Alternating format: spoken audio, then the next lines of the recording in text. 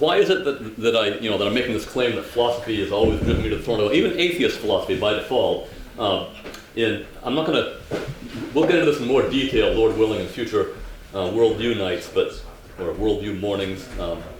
But very, very briefly, very basically, I would argue that all humanist philosophy, all anti-Christian, anti-God philosophy,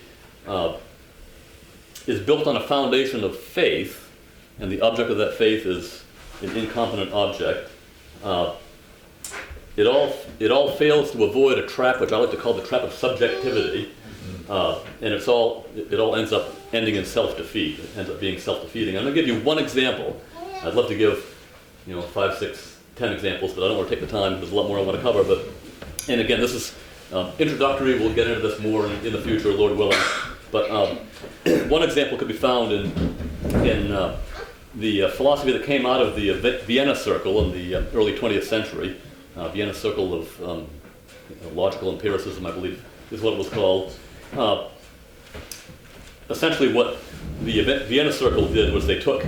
Now, let me back up here. Let me bring my scattered thoughts in. In the 16th century, a man named Francis Bacon, who's considered the founder, the founding father of, the modern-day scientific method, began, applying the scientific method to inductive investigation and so forth, and from that we get the disciplines of science, and then along in the mainly late Renaissance, late Enlightenment period, there was a whole crop of philosophers who sought to take the scientific method and actually apply it to philosophy.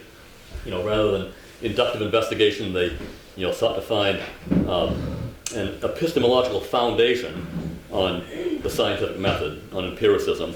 Epistemology, big fancy sounding word, not as fancy as it sounds. It's merely the branch of philosophy that deals with knowledge. What is our theory of knowledge?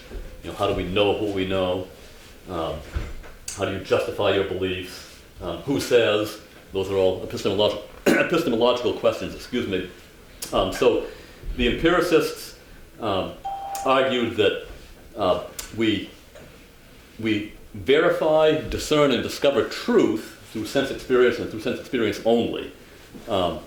Again, I'm not talking about science now. I'm talking about philosophy. Taking the scientific method and applying it to philosophy. By the early 20th century, the Vienna Circle of Logical Empiricism with such notable guys. You might recognize the names Bertrand Russell, Ludwig Wittgenstein, and